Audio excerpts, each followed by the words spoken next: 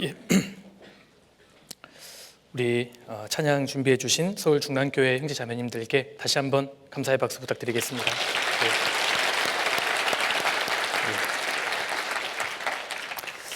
시험은 잘 보셨습니까? 이번 시험이 너무 쉬웠다는 그 의견들이 많아서 좀 실망스럽고, 그래도 이제 시험 다 끝났으니까요, 그죠? 아무튼 표정이 다들 돌아오신 것 같아요. 이제 그래요. 우리 같이 기도하시겠습니다.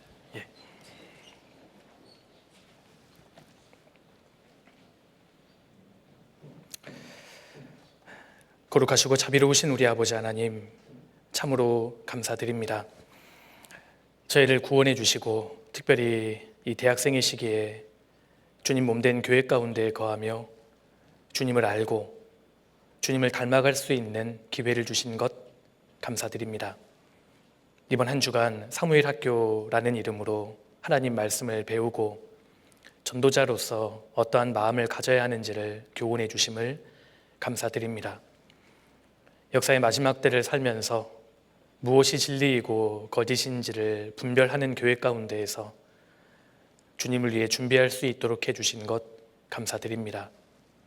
남은 생에 오직 복음만을 위해서, 교회와 주님만을 위해서 살아갈 수 있도록 도와주시고 오직 예수님 한 분만으로 충분한 저희들의 인생이 될 수 있도록 주님 도와주옵소서.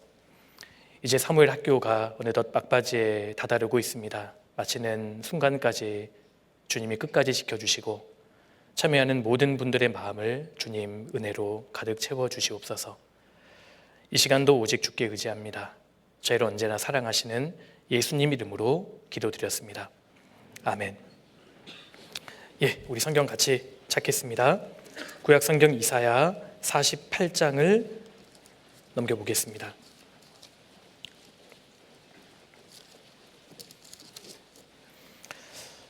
이사야 48장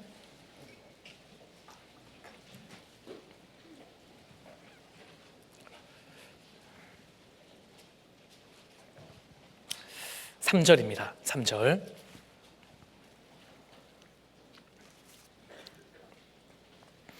(3절부터) 제가 몇 구절을 좀 읽어드릴게요.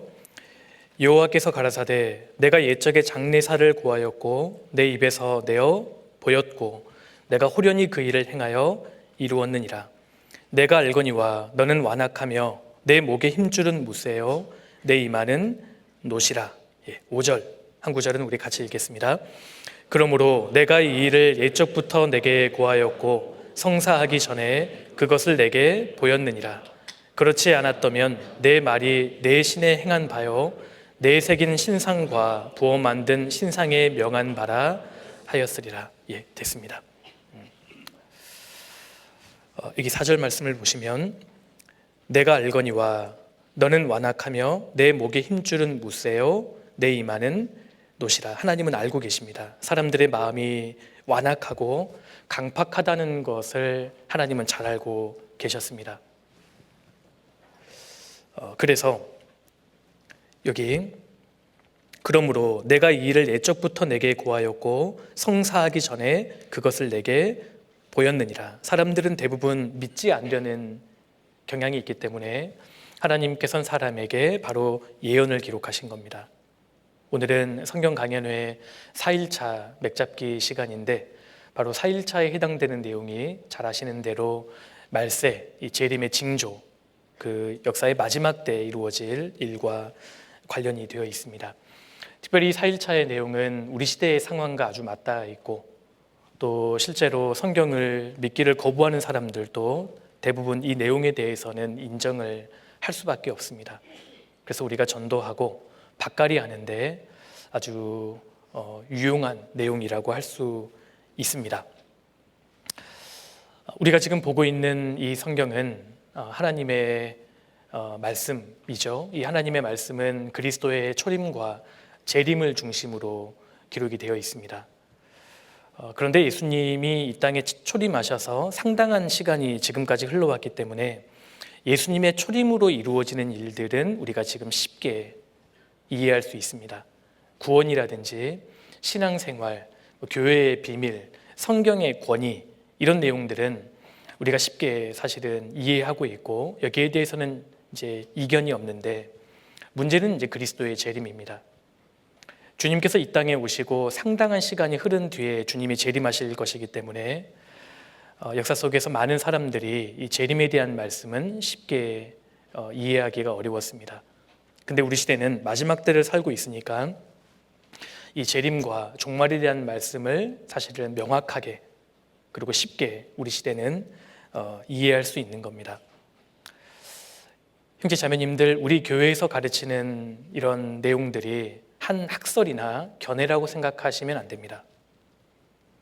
우리 교회 안에 성령의 기름 부음이 거하시고 성령께서 우리에게 모든 것을 가르치시기 때문에 우리는 아주 명확하게 또 건전하게 정확하게 성경을 보고 있는 사람들입니다. 우리 시대에 재림에 대한 잘못된 주장들이 사실 너무 많습니다. 그래서 우리가 이 대학생의 시기에 재림에 대한 전체적인 구조를 좀 이해하고 무엇이 올바른 개념인지를 명확하게 좀 하는 것이 필요할 겁니다. 우리가 성경 강연의 4일차에 관련해서는 먼저 시대를 구분할 수 있어야 되고요. 그리고 왜 이렇게 시대를 구분하는지 그 근거를 오늘 좀 같이 생각을 해보려고 합니다. 그리고 재림에 대한 잘못된 주장들이 너무나 많은데 왜 그들의 주장이 성경적으로 잘못되었는지를 차례로 좀 말씀을 드리고, 시간이 남는다면 우리 시대에 일어나는 한 가지 명확한 그 재림의 징조에 대해서 좀 같이 말씀을 좀 드릴까 합니다. 사실 우리 교회의 이 가르침, 믿음은 우리 교회만의 독자적인 해석이 아니라 사실 미국 복음적인 침례 교회의 믿음과 동일한 보편적인 믿음이다라고 이야기할 수 있습니다. 그래서 좀 차례로 좀 생각을 좀 해보겠습니다. 자, 성경 강연의 4일차의 내용을 같이 살펴보려면 먼저 시대를 성경적으로 구분을 해야 합니다. 아마 우리 형제 자매님들은 워낙 우리가 교회 가운데에서 많은 말씀을 배우고 들어왔기 때문에 시대를 쉽게 구분하는 것은 좀 다들 아마 하실 수 있을 거라고 생각하는데, 잠깐 좀 정리를 해보겠습니다. 인간의 역사가 시작이 돼서 자, 거의 직선이죠, 그죠? 장난이 아닙니다. 이거는요. 지금 저도 깜짝 놀랐거든요. 이런 내용들. 자, 맨 처음에 물론 우리가 성경 강연회 때는 자세히 다루진 않지만 우리 시대를 6가지로 좀 구분해 볼 수 있는데, 먼저 무제시대라는 시간이 있었습니다. 무제시대. 무제시대는 예수님, 하나님께서 세상을 창조하시고 아담이 범죄할 때까지의 기간을 무제시대라고 이야기합니다. 그러니까 창세기 1장부터 3장까지의 내용이 바로 이 시대를 포함하고 있는 겁니다. 인간이 범죄하기도 전에, 그러니까 인간은 이때 의인도 아니었고 그렇다고 해서 죄인도 아니었습니다. 인간에게는 자유의지가 주어져 있었고 하나님의 말씀을 거부할 수도 있었고 순종할 수도 있는 그러한 선택의 기로에 놓여져 있었습니다. 인간이 아직 범죄하지 않았기 때문에 인간은 아직 의인도 아니었고 그렇다고 죄인도 아니었던 시대가 있었습니다. 그런데 아담은 불행하게도 마귀의 불순종, 마귀의 유혹을 받아들이고 이제 죄를 범하고 말죠. 선악과를 따먹고 맙니다. 그래서 아담 때부터 인간의 범죄함으로 시작해서 바벨탑까지 이 시대를 우리가 양심시대라고 이름을 붙일 수 있는 겁니다. 사람이 양심으로 하나님을 섬기도록 하셨기 때문에 양심시대, 그러니까 이 때는 창세기 4장부터 11장까지의 내용을 담고 있습니다. 아담의 10대 손이 노아라는 사람이었죠. 그래서 하나님께서 홍수로 이 세상을 심판하신 이 노아가 살았고, 그 다음에 이제 창세기 11장에 이르러서는 하나님을 한 사람도 찾은 사람이 없는, 그래서 하나님을 떠나고 우상 숭배에 빠져들었던 이 바벨탑 사건이 있었습니다. 그래서 하나님께서는 이제 한 민족을 선택하시게 됩니다. 그 민족의 조상이 바로 이제 아브라함이라는 사람이고, 창세기 12장에 있는 내용이죠. 그때부터 예수님께서 이 땅에 오셔서 십자가에 죽으시고 부활하심으로 복음을 완성하실 때까지 이 기간을 선민시대, 하나님이 한 민족을 선택하셨으니까요, 선민시대, 그리고 그 민족에게 율법을 주셨기 때문에 율법시대라고 이름을 붙일 수 있습니다. 아담 때부터 약 1000년이 지나서 노아라는 사람이 등장했고, 노아로부터 약 1000년이라는 시간이 지나서 아브라함, 그리고 아브라함부터 1000년이 지나서 바로 다윗 왕, 그리고 다윗으로부터 1000년이 지나서 예수 그리스도께서 이 땅에 태어나시게 됩니다. 그래서 아담의 범죄부터 예수님께서 복음을 완성하실 때까지 약 4000년이라는 기간이 흘렀던 겁니다. 자, 아담이 범죄함으로 인해서 인간에게 놓여진 것은 바로 홍수 심판과 바벨탑 사건이었습니다. 그러니까 하나님을 떠난 인간에게 놓여진 것은 결국은 심판과, 바벨이라는 뜻은 혼합이라는 뜻이잖아요. 인간에게 놓인 것은 혼란밖에 없다라는 것을 우리에게 이렇게 모형적으로 교훈해 주는 겁니다. 자, 예수님께서 십자가에 오셔서 복음을 완성하셨고 승천하신 이후에 성령께서 오순절에 강림하시게 됩니다. 성령께서는 교회를 통해서 역사하시기 때문에 이때부터 교회 시대가 열리게 된 겁니다.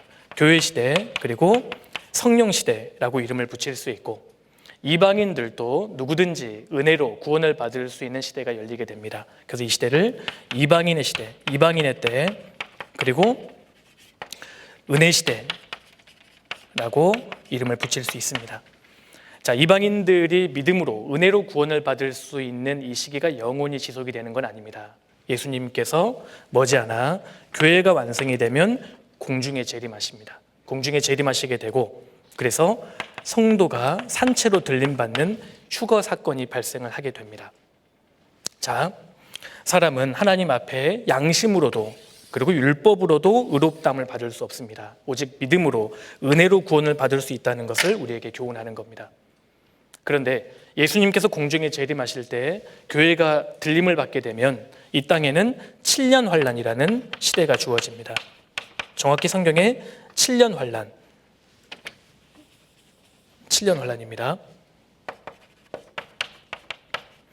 교회가 지상에서 사라졌기 때문에 다시 이 지구에는 두 부류의 사람만 남게 됩니다. 유대인과 이방인입니다. 그러니까 7년 환란이 주어지는 이유는 크게 두 가지입니다. 유대인에게 마지막 구원받을 수 있는 기회를 주시는 거고, 그 결과 14만 4천 명이 유대인들이 구원을 받게 되는 겁니다. 그리고 끝까지 복음을 배척한 이방인들을 심판하시기 위해서 7년 환란이라는 시대가 주어지는 겁니다. 그리고 7년 환란 끝에 예수님께서 이 땅에 지상에 재림하시게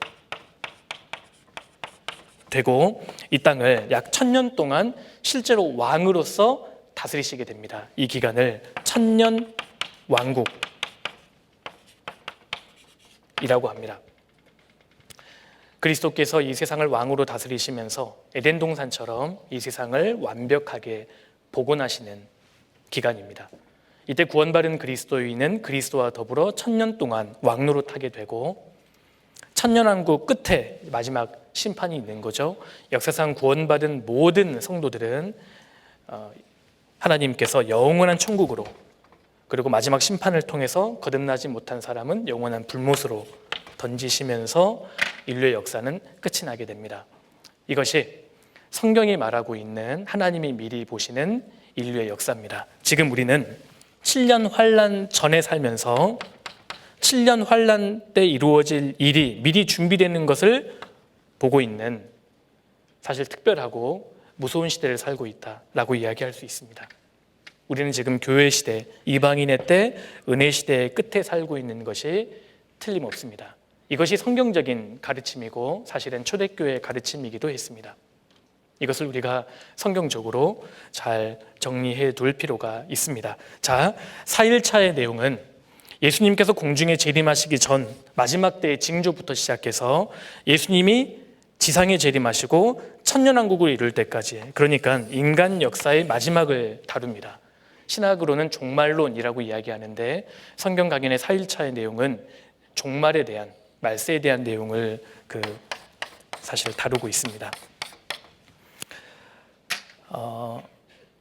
이것이 이제 성경의 가르침이고 우리의 믿음이기도 하잖아요.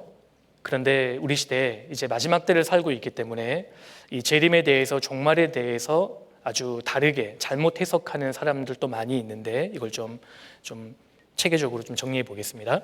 여기까지는 이해되시죠? 예, 그럼 제가 다시 지울게요. 자, 종말에 대한 그 재림에 대한 견해가 역사 속에 여러 가지가 있었습니다. 자, 먼저 우리는 종말에 대해서 여러 가지 견해가 발생했는데, 크게 이 천년 왕국에 대한 견해와 휴거의 시점에 대한 견해였습니다. 자, 우리는 예수 그리스도께서 천년 왕국 전에 지상에 재림하신다라는 것을 믿는 사람들입니다. 그리고 환란 전에, 7년 환란 전에 예수님께서 공중에 재림하신다라는 믿음을 갖고 있습니다. 자, 역사 속에서 천년 왕국을 어떻게 바라볼 것이냐, 어떻게 이걸 이해할 것이냐에 따라서 여러 가지 견해가 있었는데, 크게 세 가지의 견해가 있었습니다. 먼저 전천년설입니다.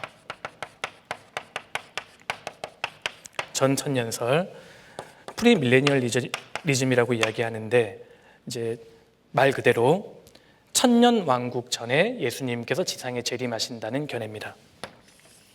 예수님께서 지상에 재림하셔서 교회 시대 7년 환란기 끝에 주님이 지상 재림하셔서 실제로 1000년 동안 왕국을 다스리신다라는 견해고, 천년 왕국 끝에 이제 마지막 최후의 심판이 있을 것이다라고 믿는 견해입니다. 이 견해는 1000년이라는 기간을 역사 속에서 물리적으로 이루어질 것이다라고 바라봅니다. 실제로 예수님께서 지상에 재림하셔서 1000년 동안 물리적으로 왕국을 이루시고 다스리시는 기간이 있다라는 견해입니다. 이것이 전천년설입니다. 성경을 문자적으로 해석하는 결과죠. 두 번째, 천년왕국에 대해서 이 무천년설이 있습니다. 그 영어에서 A라는 그 접도를 붙이면 부정어가 되잖아요. 그래서 밀레니얼리즘입니다. 그러니까 천년왕국은 존재하지 않는다는 겁니다. 그러니까 우리가 지금 살고 있는 이 교회 시대가 결국은 천년왕국이다. 교회가 그리스도의 대리자로서 복음을 전파하는 이 기간이 사실은 천년왕국 기간이다라고 바라보는 겁니다. 그래서 지금 그 계시록 20장에 천년이라는 기간은 물리적인 천년이 아니라 이거는 긴 기간을 의미한다. 예수님께서 복음을 완성하시고 재림하실 때 이 교회 시대의 기간을 천년왕국이라고 이야기하는 거지, 물리적인 천년이라는 기간은 따로 존재하지 않는다.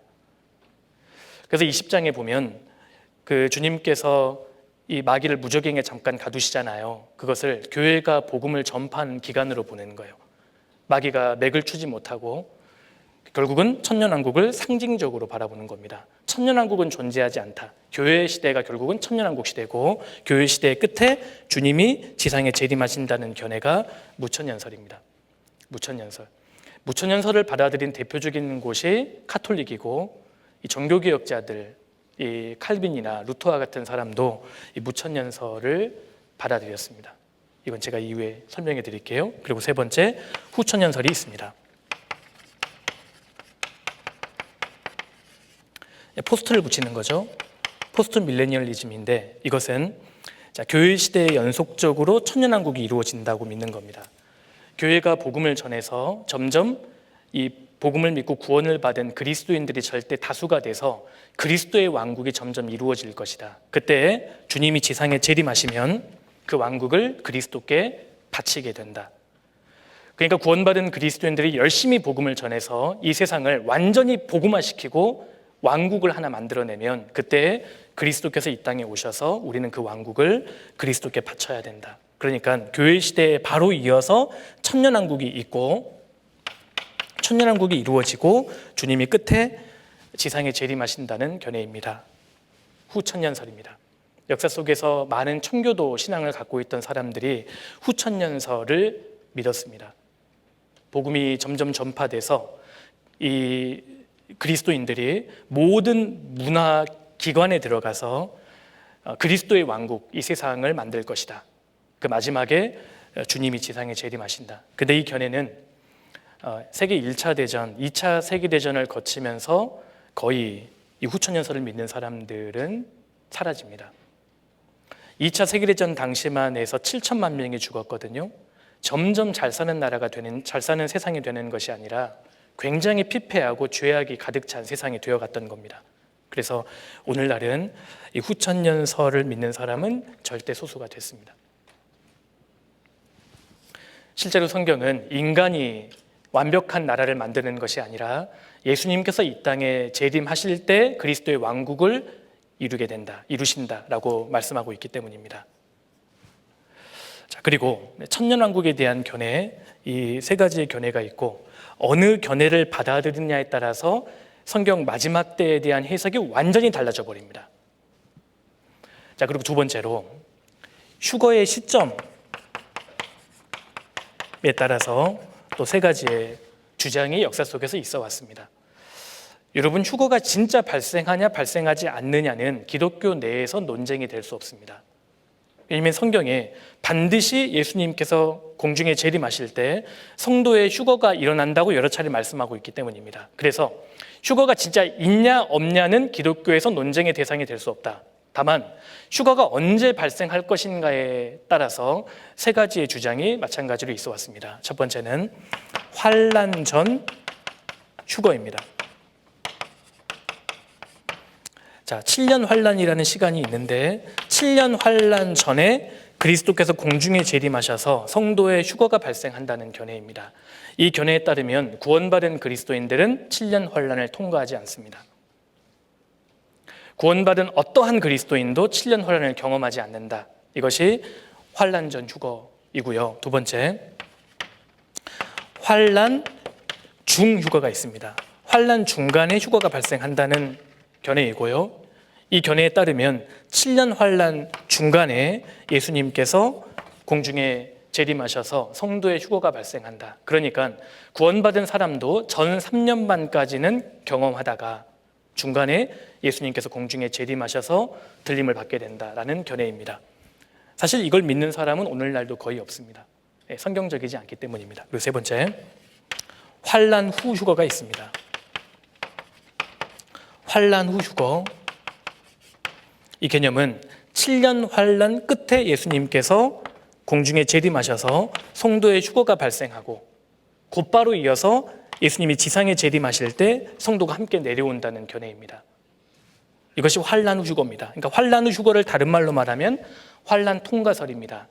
구원받은 교회도 환란을 경험하게 된다. 오늘날 의외로 환란 후 휴거를 주장하는 사람들이 많습니다. 그래서 구원받은 사람도 7년 환란에 들어갈 준비를 해야 되고 끝까지 그리스도를 대적해서 싸워야 되고 표를 받으면 안 된다.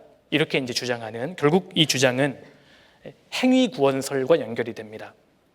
복음을 믿음으로 그 구원을 받을 뿐만 아니라 끝까지 믿음을 지켜내야 되고 끝까지 적그리스도의 세력에 굴복하지 않았을 때 천국에 들어갈 수 있다. 행위 구원설과 연결되기 때문에 사실 위험한 주장이고 전혀 성경적이지 않은 그런 주장이라고 할 수 있습니다.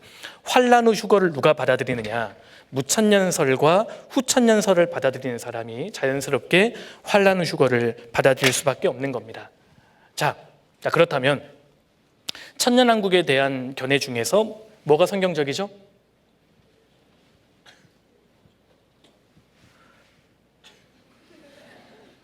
혹시 이번에 시험 문제가 어려운 이 반발인가요? 뭐가 성경적이에요? 몇 번? 예, 맞습니다. 전 천년설. 그리고 휴거의 시점으로는 몇 번이 맞죠? 1번이 맞습니다. 환란 전 휴거입니다. 전 천년설과 환란 전 휴거만 맞아요.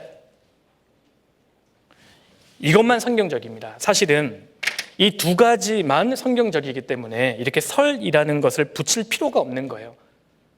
예수님께서 7년 환란 끝에 지상에 재림하셔서 이 세상의 천년왕국을 실제로 이루시는 겁니다. 이게 성경적인 것인데 자꾸 엉뚱한 주장을 하는 사람들이 있기 때문에 좀 개념화하기 위해서 이렇게 몇 가지의 주장을 설자를 붙인 겁니다. 전 천년설과 환란 전 휴거만 맞습니다. 여러분, 무천년설이나 후천년설을 받아들이기 위해서는 성경을 문자적으로 받아들이면 안 됩니다. 성경을 영적으로 해석해야만 무천년설을 받아들일 수 있는 거예요. 성경을 일단 문자적으로 건전하게 문맥에 맞게 해석을 하면 전천년설과 환란전 유고를 받아들일 수밖에 없다라는 것을 먼저 좀 말씀을 드립니다. 그래서 우리 교회는 이 종말론과 관련해서 주님의 재림과 관련해서 굉장히 성경적으로 정리해서 사람들에게 가르치는 교회라고 할 수 있습니다. 자, 그렇다면 왜 전천년설과 환란전 휴거만 사실이냐? 왜 이것만 성경적이냐? 몇 가지의 근거가 있습니다. 첫 번째, 이걸 좀 정리해 두세요. 오늘날은 교회를 다닌다고 하는 사람들이 워낙 성경을 모르고 또 기독교 정통 교리도 모르기 때문에 성경 강연에 7년 환란이라든지 천년 왕국이라는 단어만 나와도 이 교회 이상하네? 이렇게 경계를 합니다. 그 정도로 사람들이 성경과 성경의 교리에 대해서 무지하다는 겁니다. 이것은 기독교의 정통 교리입니다. 전천년설과 환란전 유고입니다. 왜 이것이 사실이냐? 첫 번째 근거가 있습니다. 여러분, 이 두 가지의 가르침과 믿음은 사실은 초대교회 성도들의 가르침이자 믿음이었습니다.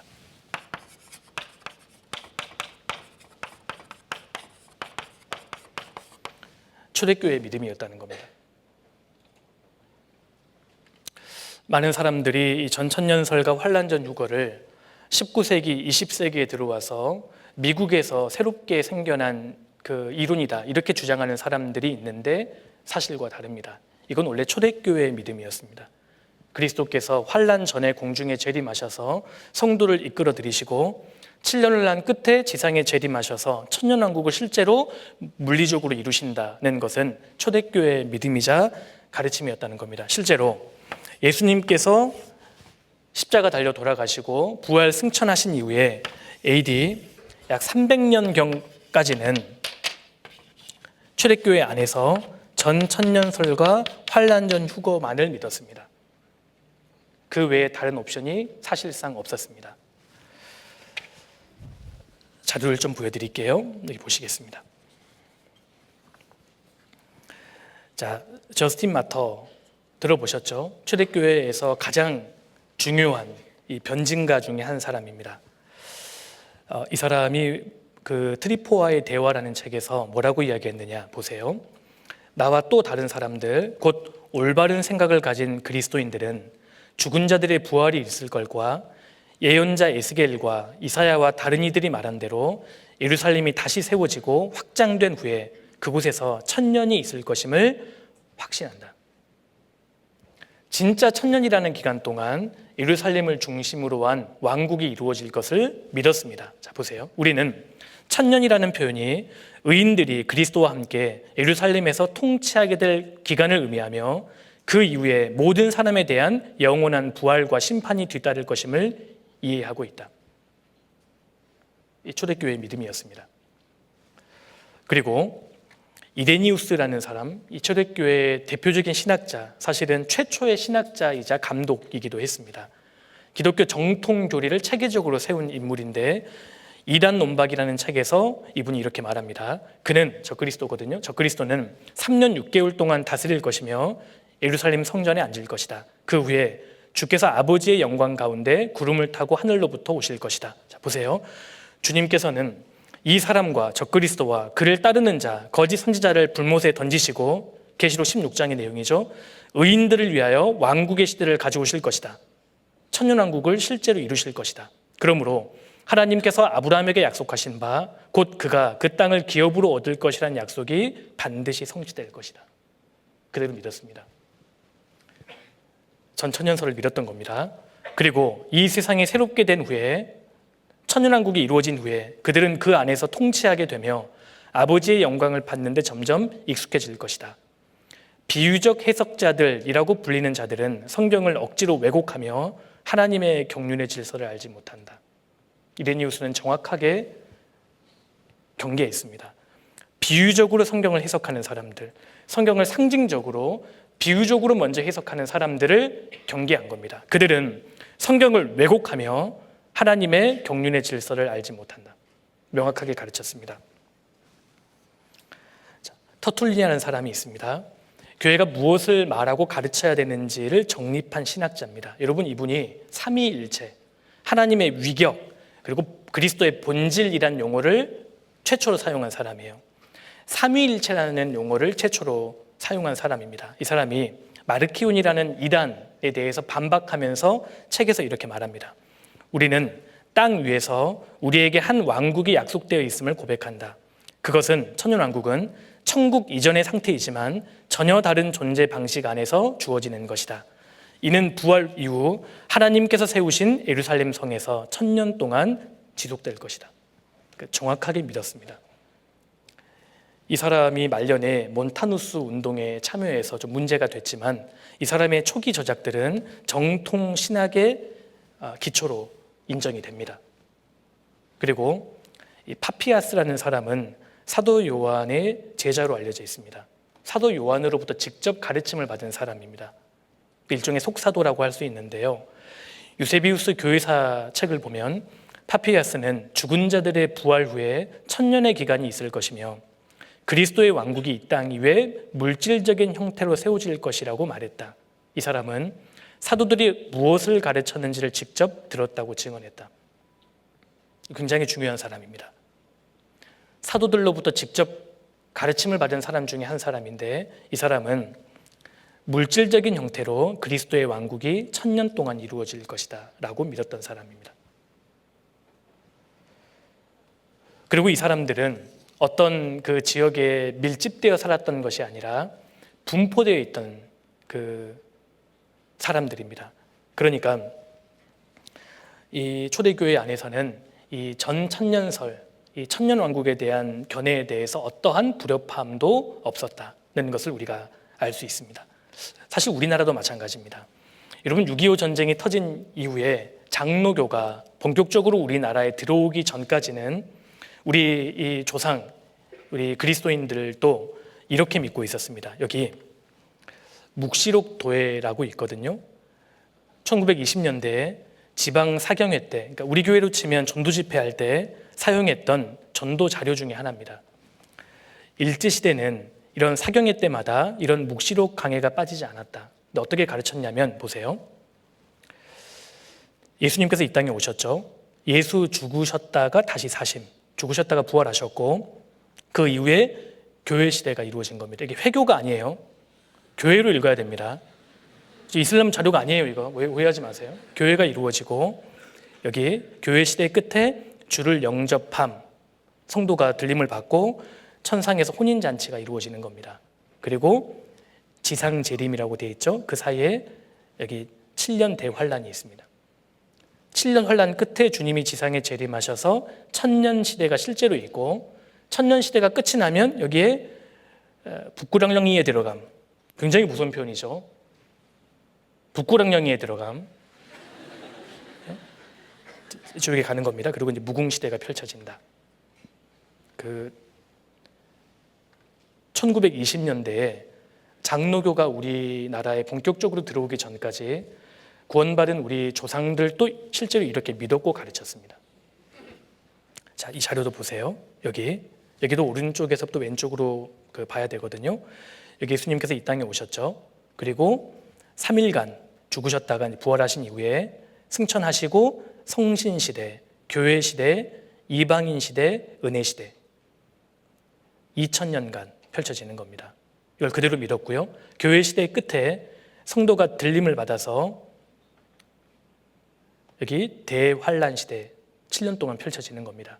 7년 환란 끝에 주님이 지상에 재림하셔서 여기 왕국시대, 천년왕국을 이루시는 겁니다. 1000년간. 그리고 천년왕국이 끝이 나면 이제 신천신지, 새하늘과 새 땅이 펼쳐지는 겁니다. 이걸 믿었습니다. 우리의 조상들도. 이것도 보세요. 후세도라고 되어 있죠. 마지막 때 이루어질 일인데 예수님이 나타나셨습니다. 그 이후에 예수님이 부활하셨고 여기 승천하셨어요. 승천하셨고 성신이 강림하셨는데 오순절에 그때 세상교회, 교회시대가 펼쳐졌고요. 교회시대의 끝에 전 3년 반, 후 3년 반 정확하게 나눴죠. 7년 대환란시대, 그리고 7년 환란 끝에 여기 1000년 왕세계, 1000년 왕국을 실제로 믿었습니다. 그리고 1000년 왕국 끝에 마지막 심판 보좌 사건이 있고 여기도 되어 있어요. 지옥 불구더기, 무섭죠? 지옥 불구더기. 그리고 구원받은 사람은 영원 무궁한 세계. 펼쳐지는 겁니다. 그러니까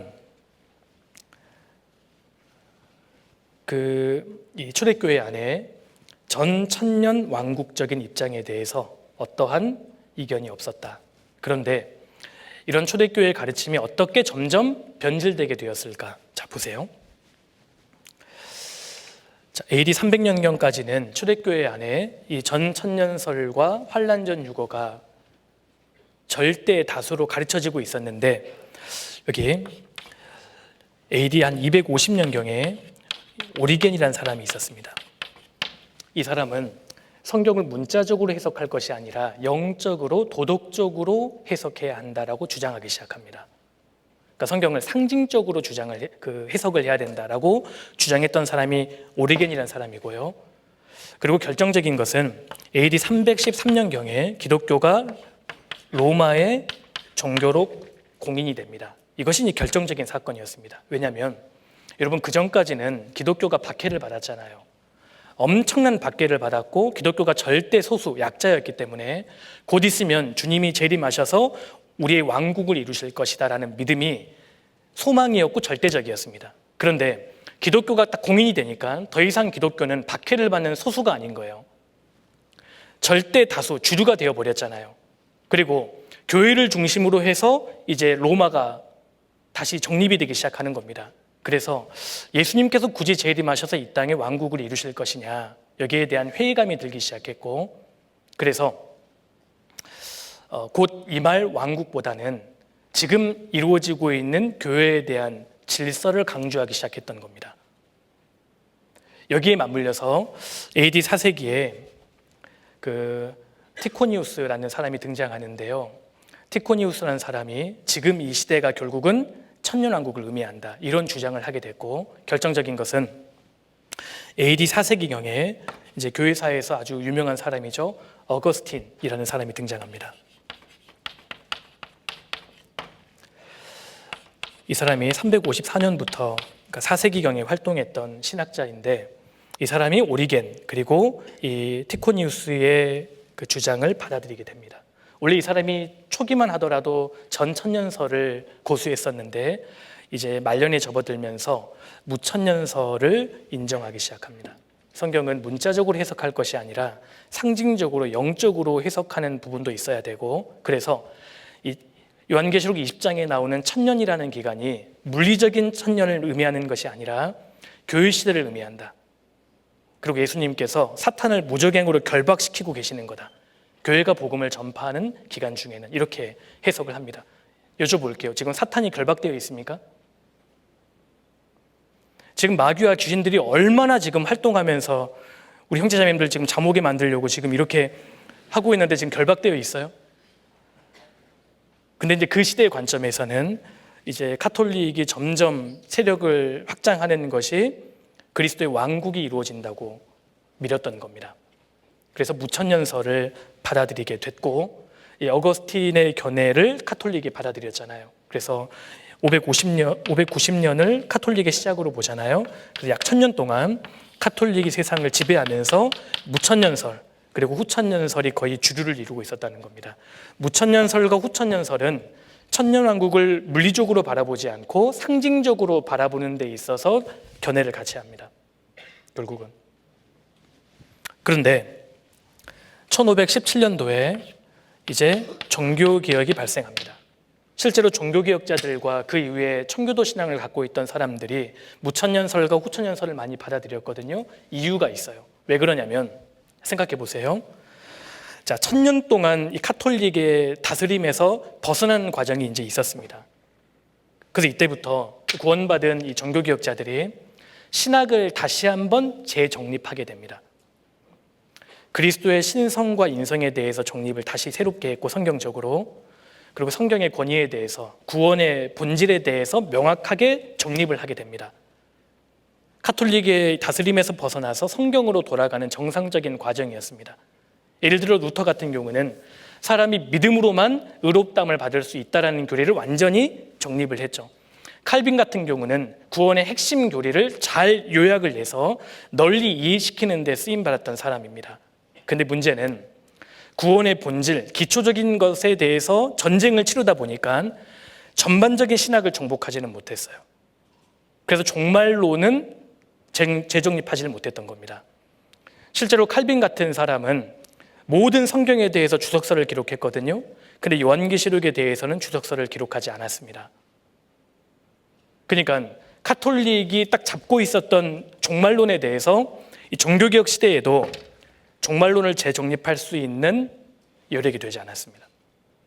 그래서 지금까지 이제 그 개신교도들조차 전천년설은 생소하게 생각하고 후천년설 혹은 무천년설을 받아들이고 있는 겁니다.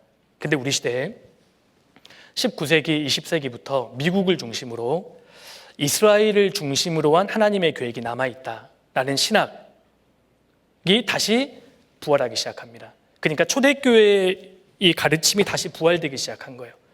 그래서 미국을 중심으로 전천년설과 환란전 후고가 진짜 맞았구나, 이것을 알게 되고 이제 이 그 관점에서 성경을 바라보니까 성경의 마지막 시대에 대한 이 말씀들이 명확하게 그 해석이 됐던 겁니다. 그러니까 전천년설과 환란전 휴거는 초대교회의 믿음이 확실합니다. 19세기, 20세기 미국의 신학자들이 만들어낸 개념이 아니고요. AD 300년경 전까지는 환란전 휴거와 전천년설을 믿었습니다. 그래서 우리 교회는 명확하게 성경대로 그리고 이 초대교회의 믿음대로 가르치고 믿고 있는 그 교회다. 이걸 우리가 먼저 분명하게 하는 것이 필요합니다. 이해되시죠? 예. 그래서 왜 청교도들 그리고 종교개혁자들도 전천년설을 믿지 않았을까? 신학을 재정립할 수 있는 시간적인 여력이 없었다. 구원의 본질에 대해서 보다 더 중요한 것에 대해서 전쟁을 치르다 보니까 종말론까지는 정복하지 못했던 겁니다.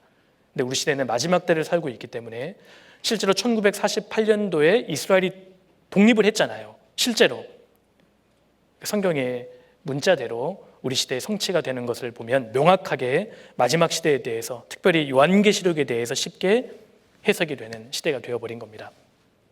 자, 그리고 두 번째로 왜 전천년설과 환란전 휴거만 사실이냐? 두 번째, 성경을 문맥에 맞게 일관되게 문자적으로 해석하면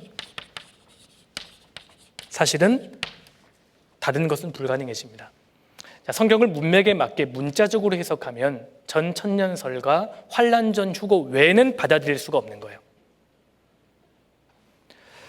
여러분, 성경을 상징적으로 해석할 것이냐 문자적으로 해석할 것이냐가 굉장히 중요합니다. 성경을 처음부터 상징적으로 영적으로 해석해버리면 성경을 건전하게 해석할 수 있는 능력을 상실해버리는 거예요. 그러니까 성경을 해석할 때 첫 번째가 뭐냐? 문자적으로 해석해야 되는 거예요. 문맥에 맞게. 그래서 성경을 해석할 때에는 처음에는 문자적으로 해석해야 됩니다. 그리고 역사적으로 해석하고, 그리고 이제 신학적으로 해석을 하고, 마지막으로 영적으로 해석을 해야 되죠. 처음부터 영적으로 상징적으로 성경을 바라보게 되면 성경을 건전하게 해석할 수 있는 능력을 잃어버립니다. 여러분, 성경에 역시 비유와 상징도 기록이 되어 있습니다. 근데 모든 말씀이 상징은 아니잖아요. 문자적으로 해석하는 게 필요한 겁니다. 문자적으로. 그래서 문자적으로 해석을 하면 예수님께서 7년 환란 전에 공중에 재림하셔서 교회를 데려가시고 7년 혼란 끝에 지상에 재림하셔서 천년왕국을 실제로 이루신다라는 것을 받아들일 수밖에 없는 겁니다. 자, 예를 들어보겠습니다. 우리 계시록 20장을 찾아보겠습니다. 계시록 20장.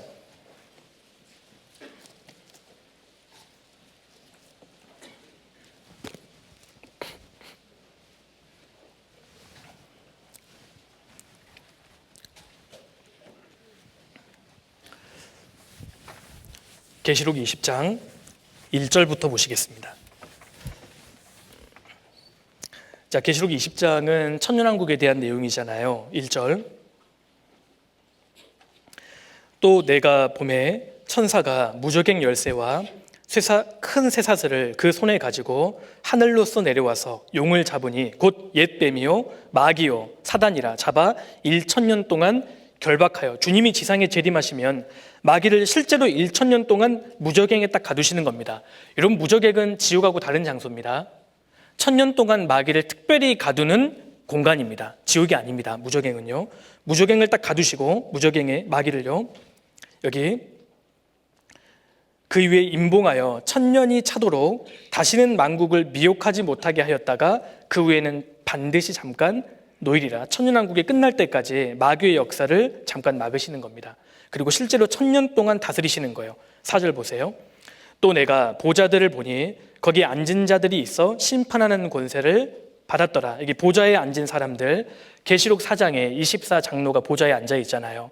24장로는 신구약 시대에 구원받은 성도들을 대표합니다. 그러니까 구원받은 성도들, 신구약 시대의 모든 성도들이 심판하는 권세를 받고 보좌에 앉아 있는데, 또 내가 보니 예수의 증거와 하나님의 말씀을 인하여 목배임을 받은 자의 영혼들과 곧, 또가 아니라 원래 곧입니다. 영어 성경에도 그렇게 되어 있습니다. 곧 짐승과 그의 우상에게 경배하지도 아니하고 이마와 손에 그의 표를 받지도 아니한 자들이 14만 4천 명입니다. 그러니까 7년 환란 가운데 구원받은 14만 4천 명의 유대인들을 말하는 겁니다. 살아서 부활해서 그리스도로 더불어 1000년 동안 왕노릇하니, 그래서 신구약 시대에 구원받은 성도들과 7년 환란 가운데 전 3년 반에 구원받은 14만 4천 명의 유대인들이 그리스도로 더불어 실제로 1000년 동안 왕노릇하는 겁니다. 이 시대가 실제로 옵니다. 6절, 이 첫째 부활에 참여하는 자들은 복이 있고 거룩하도다. 둘째 사망이 그들을 다스리는 권세가 없고 도리어 그들이 하나님과 그리스도의 제사장이 되어 1000년 동안 그리스도로 더불어 왕노릇하리라. 이것을 비유적으로 해석하면 안 됩니다. 여기 요한계시록 20장 2절부터 7절까지 1000년이라는 단어가 6번이나 반복됩니다. 이건 상징이 아니라 진짜 물리적인 1000년입니다. 1000년 동안 천년왕국이 실제로 도래하는 겁니다. 근데 이제 이 후천연설이나 무천연설주의자들은 이러한 구절들 다 상징으로 해석합니다. 이사야 65장도 넘겨보겠습니다. 이사야 65장.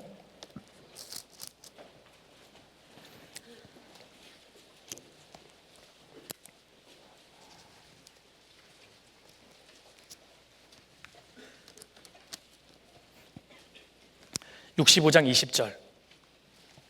천년왕국에 대한 기록이죠. 20절. 거기는 날수가 많지 못하여 죽는 유아와 수완이 차지 못한 노인이 다시는 없을 것이라. 곧 100세에 죽는 자가 아이겠고 100세 못 되어 죽는 자는 저주받은 것이라. 천년왕국 때는 사람의 수명이 나무의 수완처럼 회복이 됩니다. 인간이 범죄하기 전처럼 다시 회복이 되는데 100세 못 되어 죽는 자는 짐승의 표를 받고 7년 천년왕국 속에 들어간 이방인들을 말하는 겁니다.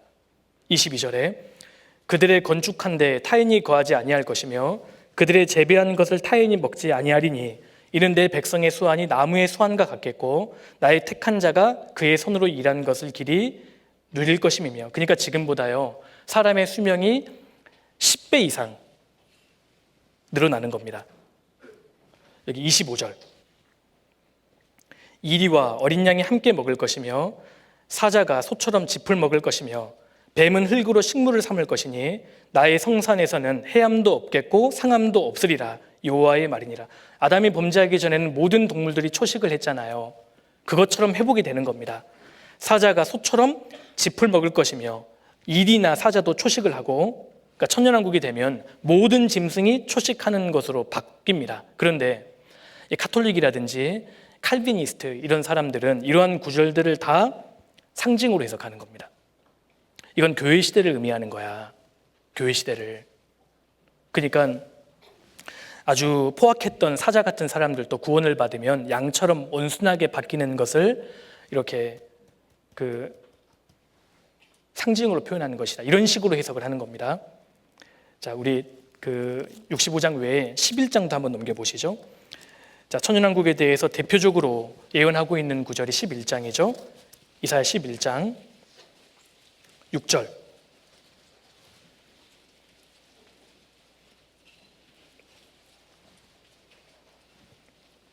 그때 이리가 어린 양과 함께 거하며 표범이 어린 염소와 함께 누우며 송아지와 어린 사자와 살찐 짐승이 함께 있어 어린아이에게 끌리며 암소와 곰이 함께 먹으며 그것들의 새끼가 함께 엎드리며 사자가 소처럼 풀을 먹을 것이며 젖먹는 아이가 독사의 구멍에서 장난하며 젖된 어린아이가 독사의 굴에 손을 넣을 것이라. 나의 거룩한 산 모든 곳에서 해됨도 없고 상함도 없을 것이니 이는 물이 바다를 덮음같이 여호와를 아는 지식이 세상에 충만할 것임이니라. 이처럼 천년왕국 때는 모든 것이 딱 복원이 되는 겁니다. 그런데 무천년주의자들은 이런 구절들을 다 상징으로 해석하는 거예요. 그러니까 6절에 일이 나오죠. 표범, 염소, 송아지, 사자 이런 동물들을 다 상징적인 일이, 상징적인 표범, 상징적인 사자, 상징적인 곰 이렇게 다 해석을 합니다. 그러니까 다 영적으로 해석해 버리는 겁니다. 처음부터. 그러니까 성경을 이제 아주 짜맞추기식으로 엉뚱하게 해석을 할 수밖에 없다는 겁니다. 그래서 이 장로교회에 속한 사람들은 이사야라든지 에스겔에 이스라엘의 회복에 대한 말씀이 있죠. 그것도 다 영적으로 풀어버립니다. 그러니까 우리 교회가 3일차에 이스라엘의 역사를 증거하면 소위 교회를 다니시는 분들도 너무 생소하게 여기는 이유가 바로 여기 있는 거예요. 이렇게 배운 적이 없거든요. 여러분, 에스겔 36장은 이스라엘의 땅의 회복입니다. 37장은 민족의 회복이잖아요. 그리고 38장은 마지막 전쟁이잖아요. 39장은 전쟁의 결과이고요. 근데 그러한 내용을 다 상징으로 해석을 합니다. 그러니까 성경을 건전하게 해석을 할 수가 없는 겁니다. 그래서 왜 이 가르침이 사실이냐? 성경을 문자적으로 해석하기 때문에 성경을 건전하게 해석한 결과다. 그리고 세 번째로, 자, 성경을 문맥에 맞게 문자적으로 해석하면 자연스럽게 이스라엘과 교회를 구분하게 됩니다. 자, 성경을 문자적으로 해석하면 우리가 얻을 수 있는 유익 중에 하나는 이스라엘과 교회를 구분하게 된다는 겁니다. 여러분, 이게 핵심입니다. 성경을 보세요. 이스라엘은 이스라엘이고 교회는 교회입니다. 여러분, 이스라엘이 교회로 대체되었습니까? 그건 절대 성경적이지가 않습니다. 여러분, 역사 속에서요, 이스라엘이 실제로 망했잖아요. AD 70년에 예루살렘 성벽과 성전이 완전히 회파됐고, 그리고 AD 135년도에는 디아스포라라고 해서 전 세계 유대인들이 뿔뿔이 흩어져 버립니다. 그리고 2000년 동안 이스라엘 나라는 지도상에 사라집니다. 그러니까 많은 신학자들이 이스라엘에 해당되어 있는 이 구약의 예언의 말씀을 누구에게 적용시켜야 되느냐, 조금만 기다리면 이스라엘에게 그대로 이루어지는데, 이 중세시대, 이 가톨릭 시대에는 이 이스라엘 유대인에 대한 말씀을 누구에게 적용시킬 것이냐, 그러니까 교회에 대한 말씀이다 라고 대체해버립니다. 이게 대체신학입니다. 바로 언약주의 신학. 결국 이들이 성경을 상징적으로 해석하고 이스라엘에 해당되는 모든 말씀을 교회로 해석하다 보니까 당연히 천년왕국이 필요가 없잖아요. 여러분, 천년왕국은 유대인을 중심으로, 예루살렘을 중심으로 왕국을 그리스도께서 이루시는 것이기 때문에 이것은 결국은 상징이구나, 교회 시대를 의미하는 것이다, 이렇게 대체해버린 겁니다. 근데 성경을 문자적으로 해석을 하면 이스라엘은 이스라엘이고 교회는 교회입니다. 성경은 뭐라고 말씀하시느냐 찾아보겠습니다. 고린도전서 9장 넘겨보겠습니다. 자, 이 말씀이 굉장히 중요한 말씀이죠. 10장 보시겠습니다. 10장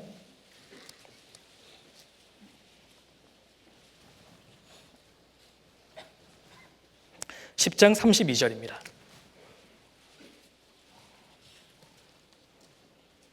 같이 읽어보실까요? 유대인에게나 헬라인에게나 하나님의 교회에나 거치는 자가 되지 말고, 잘하시는 말씀이죠.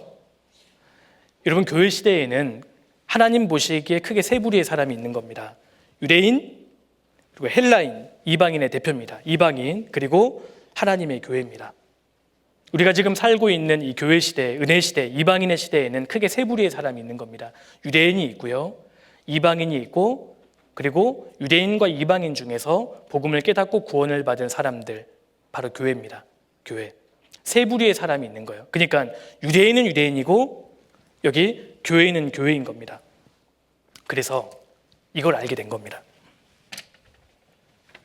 마지막 시대에 교회를 향한 하나님의 계획뿐만 아니라 이스라엘을 향한 하나님의 계획도 유효한 것이구나, 이것을 사람들이 이제 알게 됐고, 그래서 여기 예수님께서 복음을 완성하신 이후에는 구원을 받은 사람들이 생겼기 때문에 유대인이 있고 이방인이 있고 하나님의 교회도 있었던 겁니다. 그런데 예수님이 공중에 재림하실 때 교회를 데려가시기 때문에 7년 환란 가운데에는 두 부류만 남게 되는 겁니다. 교회가 없잖아요.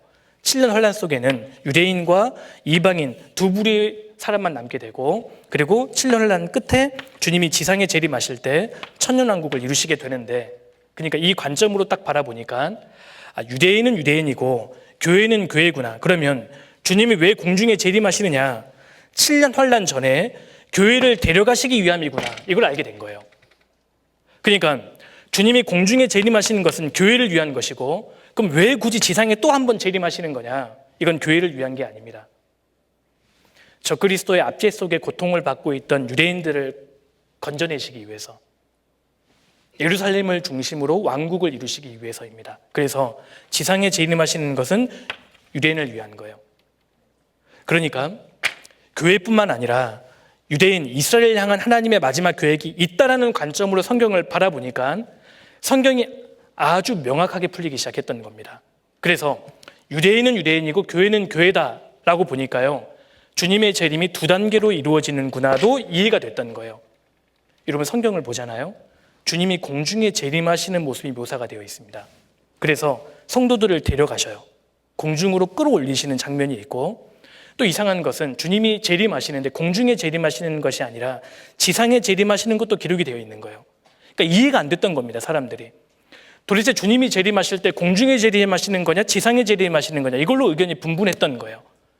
그러니까 무천년주의자들은 주님이 공중에 재림하셨다가 성도를 데려가시고 곧바로 변화시켜서 지상에 재림하신다, 이런 식으로 이제 짜맞췄다니까요. 그런데 교회는 교회고 이스라엘은 이스라엘이다라는 관점으로 성경을 바라보니까 주님이 공중에 재림하시는 것은 교회를 위한 거고 지상에 재림하시는 것은 유대인을 위한 것이었구나.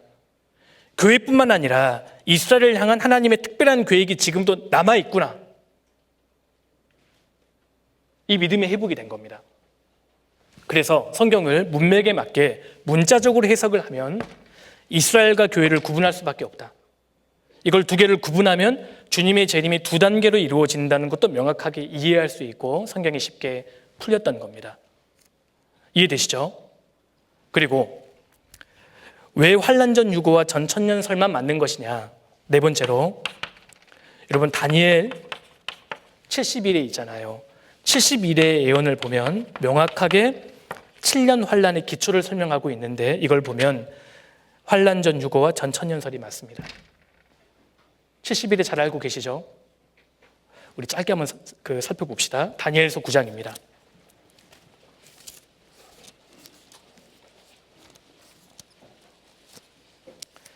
다니엘서 9장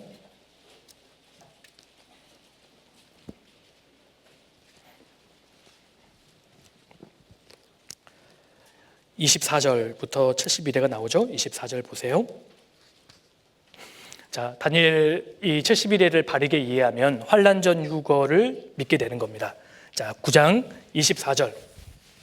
내 백성과 내 거룩한 성을 위하여 71회로 기한을 정하였나니 허물이 마치며 죄가 끝나며 죄악이 영속되며 영원한 의가 드러나며 이상과 예언이 응하며 또 지극히 거룩한 자가 기름 부음을 받으리라. 자, 핵심이 24절입니다. 내 백성과, 유대인이죠. 유대인과 내 거룩한 성 예루살렘을 위하여 71회로 기한을 정하신 겁니다. 자, 하나님께서 71회를 누구한테 주신 거예요?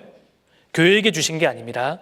이스라엘에게 주신 거예요. 이스라엘을 위해서 71회로 기한을 딱 정했다는 건데, 여러분 71회는 1회는 성경에서 7이니까요. 여기서 문맥상 71회는 이제 7년을 말하는 겁니다. 그러니까 490년을 말하는 겁니다. 하나님께서 유대인을 위해서 490년 기한을 정하셨다, 그 뜻입니다. 71회가 다 지나고 나면 영원한 의가 드러나며 이상과 예언이 응하며 또 지극히 거룩한 자가 기름 부음 받을 것이다. 천년왕국까지 이루어질 것이다, 그 말입니다. 71회가 딱 지나면. 자, 25절에 그러므로 너는 깨달아 알지니라 예루살렘을 중건하라는 영이 날 때부터, 이게 71회의 시작입니다. 그렇다면 490년 이 기간이 언제 시작이 되느냐? 예루살렘을 중건하라는 영이 날 때부터, 느헤미야 2장의 내용인 겁니다. 그러니까 페르시아의 아닥사스다 왕이 예루살렘 성을 중건하라고 조서를 딱 내리잖아요. 바로 이때입니다. 이때부터 72대가 시작이 되는 겁니다. 느헤미야 2장이에요. 그때부터 기름 부음을 받은 자 메시아입니다. 우리 주님 예수님께서 곧 왕이 일어나기까지 7이레와 62일에가 지날 것이요. 7이레와 62일에 총 69일이잖아요. 그러니까 예루살렘 성을 중건하라는 영이 날 때부터 7이레와 62일에가 지날 것이다. 총 69일에가 지난 겁니다. 69일에가 483년이죠. 483년이 지나면 기름 부은 자 예수님께서 이 땅에 실제로 정확하게 오셨습니다. 왜 7이레와 62일에를 구분하셨냐?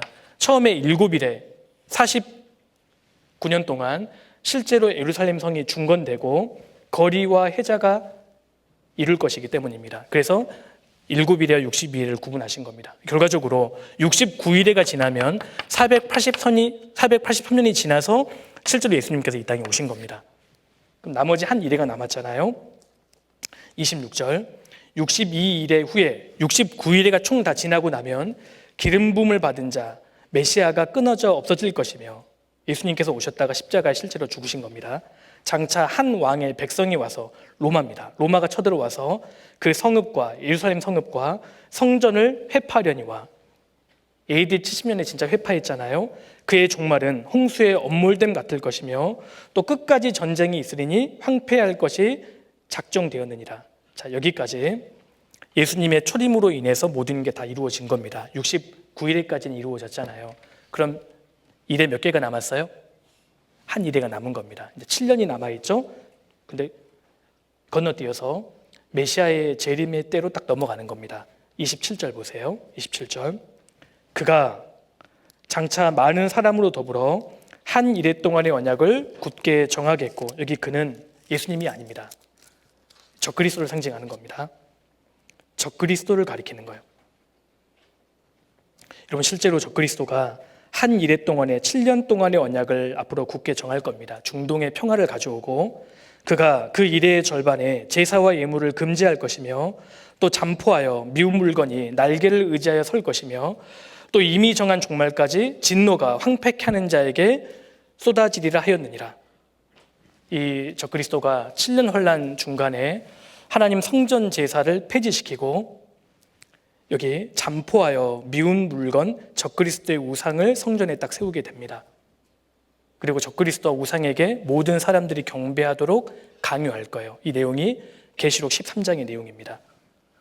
왜 이 해석이 정확하냐? 예수님께서 정확하게 다니엘서 9장 27절에 나오는 글을 적그리스도에게 적용시키셨기 때문입니다. 마태복음 24장 넘겨보겠습니다.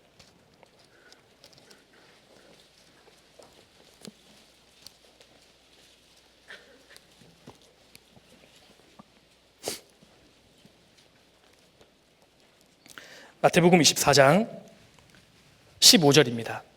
자, 교회 시대를 건너뛰어서 이제 한 일회가 남은 겁니다. 한 일회. 바로 7년 남은 겁니다. 7년. 이게 7년 환란인데요. 15절. 그러므로 선지자 다니엘의 말한 바 멸망에 가증한 것이 거룩한 곳에 선 것을 보거든 읽는 자는 깨달을진저. 이것을 보거든 읽는 자는 깨달을진저. 무조건 도망가라고 하신 겁니다. 왜냐하면 적그리스도가 이때부터 사탄의 화신이 되어서 유대인들을 지구상에서 완전히 박멸시키려고 하기 때문입니다. 16절. 그때 유대에 있는 자들은 산으로 도망할지어다. 지붕 위에 있는 자는 집 안에 있는 물건을 가질러 내려가지 말며 밭에 있는 자는 겉옷을 가질러 뒤로 돌이키지 말지어다. 그날에는 아이벤 자들과 젖먹이는 자들에게 화가 있으리로다. 아이벤 자들과 젖먹이는 자들은 도망가기가 어렵잖아요. 그래서 이 말씀은 AD 70년대에 부분적으로 이루어졌고 마지막 7년 환란 때 완전히 이루어지는 겁니다. 20절. 너희의 도망하는 일이 겨울에나 안식일이 되지 않도록 기도하라. 이스라엘도 겨울에는 춥거든요. 도망갈 때 겨울이 되면 곤란하잖아요. 그리고 안식일이 되지 않도록 기도하라라는 것은 유대인들은 안식일이 되면 900m 이상 이동을 못합니다. 그러니까 적그리스도에 의해서 도망가는 날이 안식일이 되면 안식일을 범하게 되는 거잖아요. 그렇게 되지 않도록 기도하라는 겁니다. 21절 같이 읽어보실까요? 이는 그때 큰 환란이 있겠습니다. 창세로부터 지금까지 이런 환란이 없었고 후에도 없으리라. 그러니까 창세로부터 지금까지 이런 환란이 없었고 후에도 없을 것이다. 이 환란은 7년 환란을 가리킵니다. 그러니까 다니엘서 9장에 나와 있는 일의 딱 절반, 다니엘서 12장에 나와 있는 한 때와 두 때와 반 때, 계시록 12장에 나와 있는 1260일, 13장에 나와 있는 42달, 정확하게 후 3년 반을 딱 말하는 겁니다. 이해되시죠? 그러니까 다니엘의 70일에가 이렇게 이해할 수 있는데 69일에는 예수님의 초림으로 이미 이루어졌고 아직 이루어지지 않는 7년 한 일회가 남아있는 겁니다. 이게 언제 이루어지느냐? 적그리스도를 얘기하고 있잖아요. 그러니까 교회 시대는 비밀이라고 되어 있는 겁니다. 교회 시대는 아직 마지막 일회는 이루어지지 않았습니다. 근데 보세요. 여러분 69일에 교회가 있었습니까? 없었습니까? 69일에 동안 교회가 없었죠. 유대인하고 이방인만 존재했잖아요. 교회 시대에 교회가 생긴 겁니다. 그러면 나머지 한 일에 교회가 존재할까요? 존재하지 않을까요? 여러분 다시 한번 말씀드리지만 70일은 누구를 위해서 주어진 거라고요? 이스라엘을 위해서. 그러니까 69일회가 진행되는 동안 교회는 존재하지 않았습니다. 그렇기 때문에 마지막 한 일회 동안도 교회는 존재하지 않는 거예요. 그러니까 교회는 7년 환란과 처음부터 무관한 겁니다. 유대인과 이방인만 들어가게 됩니다. 7년 환란 동안에는.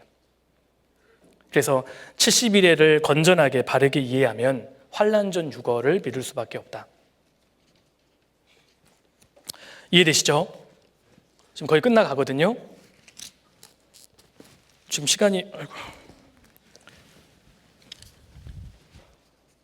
지금 저는 망했거든요. 시간 지금 배분을 잘못했거든요. 응? 빨리빨리 한번 생각해 봅시다. 그리고 다섯 번째로 왜 환란 전 휴거와 전 천년설이 맞냐? 여러분 다섯 번째로 요한계시록이 명확하게 요한계시록 순서가 그렇게 되어 있기 때문입니다. 자, 요한계시록을 정리해 보면 여러분 계시록 1장 한번 넘겨 보실래요? 계시록 1장.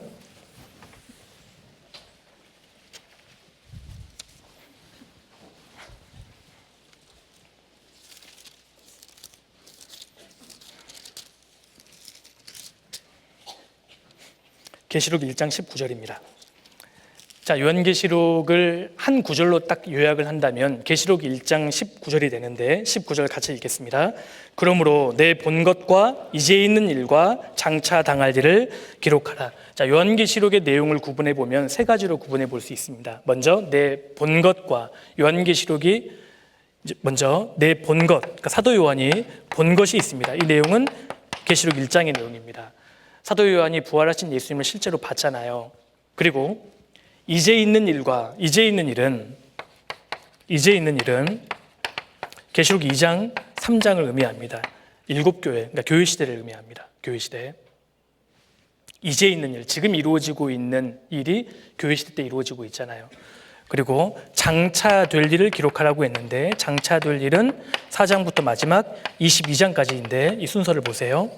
여러분 4장부터 5장은 천상에 있는 교회의 모습입니다. 그러니까 지상에 있던 교회가 천상에 끌어올려지는 겁니다. 그러니까 교회가 휴거되는 모습을 우리에게 교훈하는 것이고요. 6장부터 19장은 이제 이때부터는 7년 혼란을 이야기합니다. 7년 혼란. 그런데 6장부터 19장 사이에 교회라는 단어가 몇 번 나올까요? 한 번도 안 나옵니다. 그러니까 교회는 7년 환란 속에 안 들어가는 겁니다. 여러분 7년 환란은 계시록 6장에 말하는 대로 어린 양의 진노잖아요. 교회는 어린 양의 신부입니다. 왜 교회의 신부가 진노에 들어가야 됩니까? 어린 양께서 본격적으로 이 세상에 진노를 내리시기 전에 신부는 먼저 대피시키시는 거예요. 그래서 공중에 재림하시는 겁니다. 자, 6장부터 19장 7년 환란에 대한 내용인데 19장 마지막은 예수님께서 지상에 재림하시는 내용입니다. 그리고 20장은 문자 그대로 천년왕국에 대한 내용이고 21장 그리고 마지막 22장은 영원한 천국, 영원한 지옥을 말합니다. 그러니까 요한계시록 순서만 딱 보더라도 7년 환란 전에 주님이 공중에 재림하시고 7년 환란 끝에 주님이 지상에 재림하셔서 천년왕국을 이루시는구나, 이것을 명확하게 이해할 수 있습니다. 우리 시대는 요한계시록이 명확하게 쉽게 풀리는 시대를 살고 있습니다. 요한계시록이 더 이상 어려운 책이 아닙니다. 맞죠?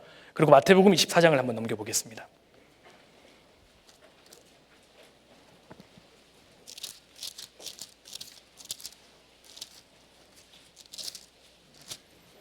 (24장) 40절입니다. 40절.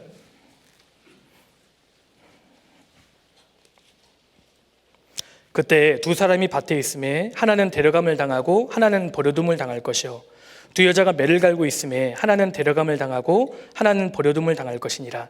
그러므로 깨어 있으라. 어느 날에 너희 주가 임할는지 너희가 알지 못함이니라. 44절에 그러므로 너희도 예비하고 있으라. 생각지 않은 때 인자가 오리라. 여러분, 이 말씀은 정확하게 환난전 유거를 말하는 말씀인 겁니다. 주님이 공중에 재림하실 때 성도가 들림을 받을 것인데 어느 날에 너희 주가 임할는지 너희가 알지 못할 것이다. 그러므로 깨어 있으라. 이 표현은 우리가 전혀 예상하지 못할 때 갑자기 주님이 오실 거라는 말씀이잖아요. 만약에 환난 중 휴거라면 여러분, 우리가 대체적으로 계산할 수 있다니까요. 적그리스도가 등장해서 성전이 지어지고 그 자리에 중반기에 앉을 거라고 돼 있잖아요. 그럼 어느 정도 예상할 수 있어요. 그리고 환난 후 휴거도 예상할 수 있습니다.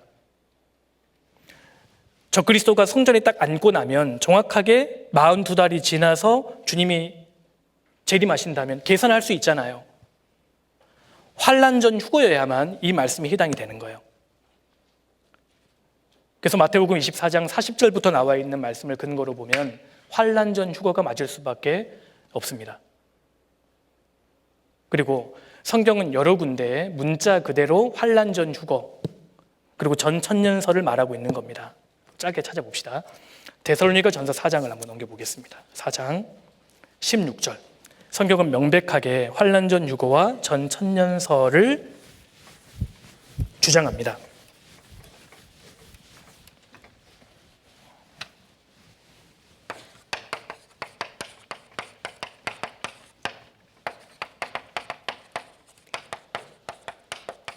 (5장) 4장부터 보시죠. 4장 16절. 주께서 호령과 천사장의 소리와 하나님의 나팔로 친히 하늘로 쫓아 강림하시리니 그리스도 안에서 죽은 자들이 먼저 일어나고 우리도 그 후에 우리 살아남은 자도 저희와 함께 구름 속으로 끌어올려 공중에서 주를 영접하게 하시리니 그리하여 우리가 항상 주와 함께 있으리라. 이 말씀은 주님의 이 공중 재림, 성도의 휴거에 대한 말씀인데 이 사건이 눈 깜짝할 사이 이루어지는데 그 다음에 나오는 말씀이 5장 1절. 형제들아, 때와 시기에 관하여는 너희에게 쓸 것이 없음은 주의 날이 밤에 도적같이 이룰 줄을 너희 자신이 자세히 알미라. 주님이 언제 공중에 재림하시는지 그 때와 시기에 대해서 일체 언급을 안 하셨던 겁니다. 아무도 모른다. 주님의 재림은 임박해 있다. 그러나 그날과 시는 아무도 모른다. 그런데 그 말씀하시면서 한 가지 확실한 약속이 있는 겁니다. 9절 보세요. 9절 같이 읽겠습니다. 하나님이 우리를 세우심은 노하심에 이르게 하심이 아니요 오직 우리 주 예수 그리스도로 말미암아 구원을 얻게 하신 것이다. 앞뒤 문맥을 보면 여기 노하심, 하나님의 진노는 7년 환란의 진노를 말합니다. 노하심에 이르게 하심이 아니다. 여기에 들어가지 않도록 정하셨다는 뜻인 거예요. 문맥상. 1장도 한번 넘겨보겠습니다. 1장 10절.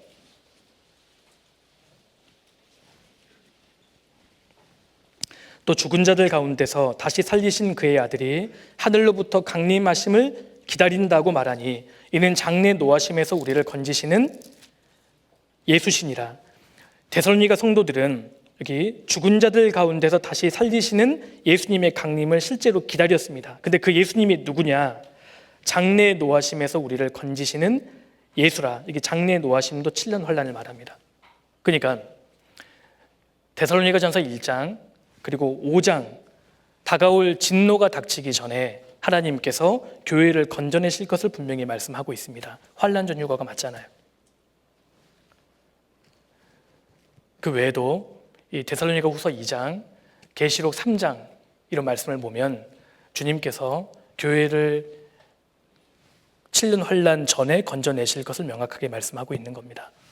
이것이 성경적인 가르침이고 초대교회의 가르침이다라는 것을 우리가 명확하게 할 필요가 있겠습니다. 자, 마지막으로요.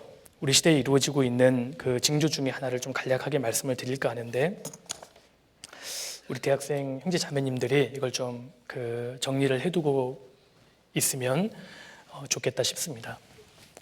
자, 우리 시대에 성경적인 가치관을 완전히 지워버리는 것 중에 하나가 인권이라는 개념입니다. 인권. 지금 우리 특히 이 대학생들이 배우고 있는 모든 교과 과목에 인권이라는 개념이 삽입이 되어 있는데, 이걸 좀 우리가 좀 정리를 해보겠습니다. 자, 1700년대 후반에 인류사의 전환점이 됐던 혁명이 크게 두 가지가 있습니다. 먼저는 1776년도에 미국에서 있었던 미국의 독립혁명입니다. 그리고 그보다 조금 이후에 1789년도에 프랑스에서 발생했던 프랑스 대혁명입니다.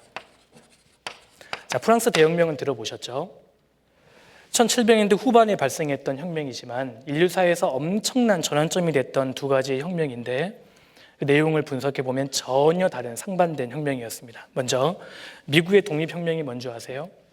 미국 국가 시스템의 공공 영역의 첫 번째 자리에 하나님으로 세팅하는 혁명이었습니다. 미국이라는 국가 토대 위에 우선순위를 하나님으로 세팅을 했던 거예요. 실제로 미국은 성경 위에 세워진 국가입니다. 그래서 지금 미국의 선출직 공무원들이 성경에다가 손을 올려놓고 선서하고 취임하잖아요. 형식적으로 하는 게 아닙니다. 모든 국가 영역 첫 번째 하나님으로 두었던 그 혁명이 미국의 독립혁명이고, 프랑스 혁명은 어떤 혁명인 줄 아세요? 정반대입니다. 한 국가의 토대에 하나님을 지워버리는 혁명이었어요. 하나님을 지워버리고 그 자리에다가 인간의 이성을 대체한 겁니다. 그래서 완전히 무신론, 인본주의의 시작이 본격적으로 프랑스 혁명에서 시작이 된 겁니다. 오늘날 모든 그 학계라든지 미디어는 프랑스 대혁명을 찬양하죠. 이 굉장히 인류사에서 중요한 사건이라고 다룹니다. 근데 우리 구원받은 그리스도인들은 분별할 수 있어야 되는 거예요. 프랑스 대혁명 때 거듭난 개신교들이 얼마나 많이 죽었는지 아세요? 이건 혁명이 아니고 집단적인 광기였습니다. 하나님을 딱 지워버리고 이제 우리끼리 잘 살자, 인간의 이성을 거기에 두고 상징적으로 광장에서 루이 16세의 목을 잘라버립니다. 그리고 종교는 없다, 신은 없다고 이야기하면서 아이러니하게 인간 이성의 종교를 하나 만들죠. 그리고 유명했던 여배우 한 명을 섭외해서 이 사람이 이제부터는 우리의 여신이다라고 이야기하면서요, 찬양하고 음란한 짓을 저질렀습니다. 이건 혁명이 아니었어요. 이건 집단적인 광기였고 학살이었습니다. 그리고 이 프랑스 대혁명이 1968년도 68혁명의 전신이 되는 겁니다. 지금 이 68 정신이 전 세계를 지금 쓸어버린 거예요. 그러니까 미국의 독립혁명은 뭐냐? 하나님 안에서의 자유입니다. 하나님 안에서의 우리가 자유를 누리자. 이것이 인간의 가치다. 그런데 프랑스 대혁명은 하나님으로부터의 해방, 하나님으로부터의 자유. 그래서 프랑스 대혁명이 발생하고 여러 주변에 있던 영국의 유럽의 이 국가들의 영향을 미치게 됩니다. 근데 그때요, 영국에 있던 에드먼드 버크라는 할아버지가 프랑스를 방문하게 되죠. 프랑스에서 혁명이 일어났다고 하던데 가서 보자. 가서 봤더니 깜짝 놀란 겁니다. 이게 어떻게 혁명이냐? 이건 학살이지. 그래서 그분이 영국으로 돌아와서 책 한 권을 쓰게 되죠. 프랑스 대혁명에 대한 성찰이라는 책입니다. 이 책이 영국에서 베스트셀러가 됩니다. 영국 사람들이 딱 눈이 열린 거예요. 우린 조심해야겠다. 이건 혁명이 아니다. 이건 인본주의 그 물결이다. 하나님을 지워버리는 것이다. 그래서요, 프랑스 대혁명의 악한 인본주의 물결이 영국에는 영향을 미치지 못했던 겁니다. 그 당시에 학자들은 두 가지 이유가 있었다고 해요. 에드먼드 버크의 그 책 때문이고, 두 번째는 존 웨슬리의 감리교 부흥운동 때문이다. 그래서 영국은 지켜졌던 겁니다. 그리고 그 영국의 신앙이 결국 미국의 독립혁명으로 이루어졌던 거예요. 미국은 결국은 청교도들이 세운 나라, 성경 위에 세워진 나라입니다. 지금도 두 가지의 자유가 있습니다. 그러니까 미국의 독립혁명, 하나님 내에서의 자유를 누려야 된다라는 기독교적인 세계관이 있고, 하나님을 지워버리고 하나님으로부터의 해방, 자유를 누려야 한다. 인본주의자들, 포스트 모더니즘, 무신론, 자연주의 세계관이 지금 충돌하고 있는 겁니다. 충돌. 자, 그런데 오늘날 인권이라는 개념으로 기독교 세계관을 무너뜨리려고 합니다. 이 사람들이. 인권, 인간의 권리 말이에요. 참 듣기 좋은 얘기죠. 인간에게는 권리가 있다. 인권입니다. 근데 우리 형제 자매님들이 이것을 잘 정리를 해두고 있어야 됩니다. 모든 인권의 개념 기초는 성경입니다. 여러분, 인권의 시작이 뭐예요? 성경입니다. 기독교예요. 왜 인간에게 권리가 필요한데요? 인간이 존엄하기 때문인 겁니다. 존엄하기 때문에 인간에게는 권리가 필요하거든요. 존엄하지 않으면 권리가 필요 없는 거예요. 근데 왜 인간이 그렇게 존귀합니까? 성경 창세기 1장 27절입니다. 하나님이 자기 형상대로 사람을 지으셨기 때문입니다.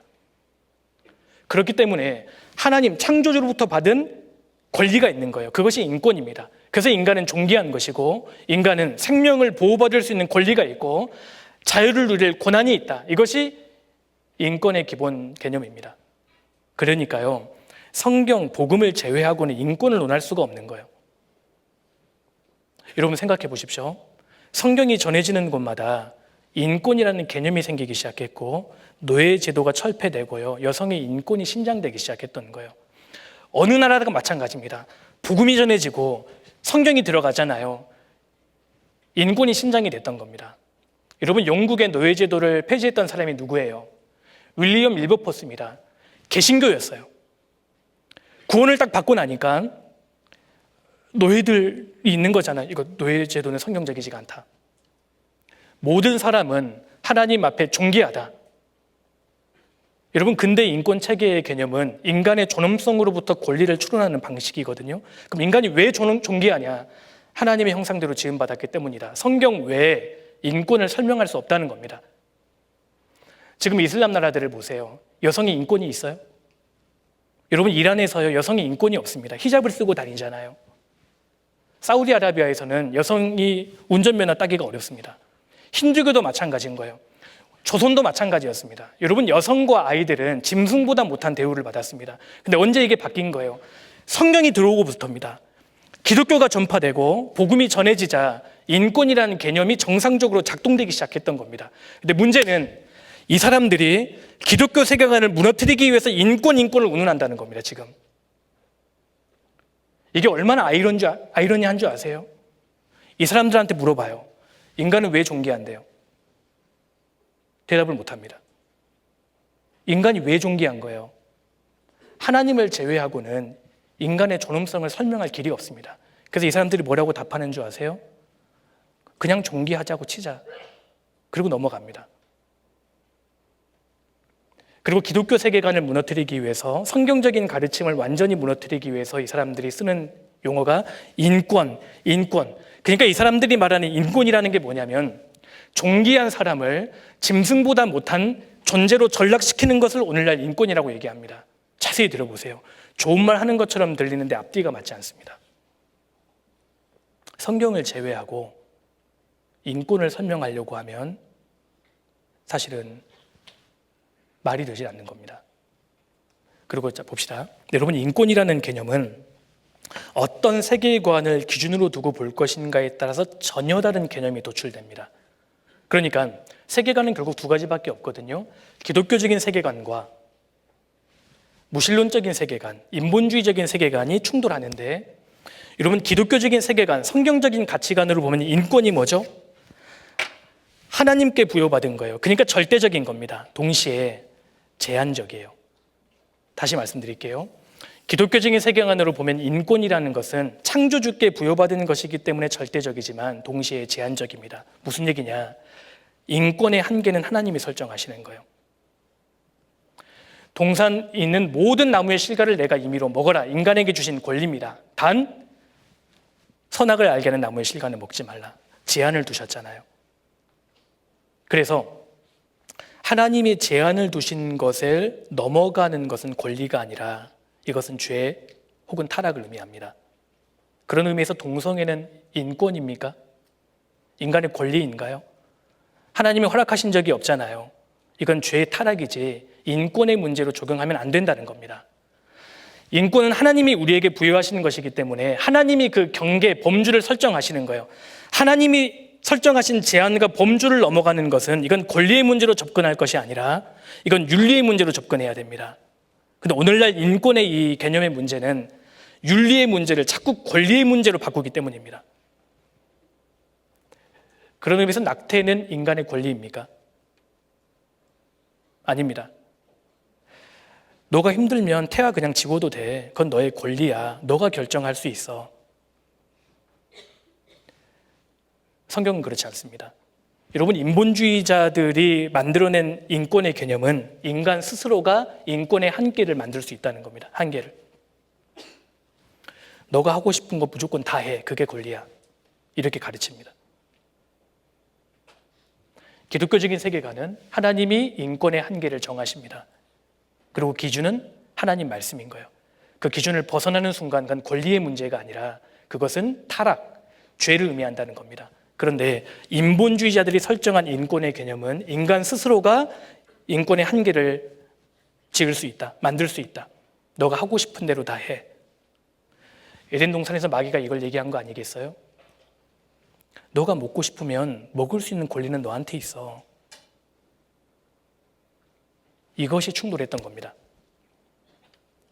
인권의 개념을 어디에 둘 것이냐, 인권의 한계를 어디까지 설정할 것이냐. 기독교적인 세계관으로는 여기까지는 해야 되고 여기까지 하지 말아야 되고 여기에 대한 기준은 하나님 말씀에 있습니다. 근데 인본주의자들이 설정한 인권의 개념은 너가 설정할 수 있어. 너가 원하는 대로 해. 아무도 이걸 막을 수 없어. 이걸 소위 말하는 인권이라고 얘기하는 겁니다.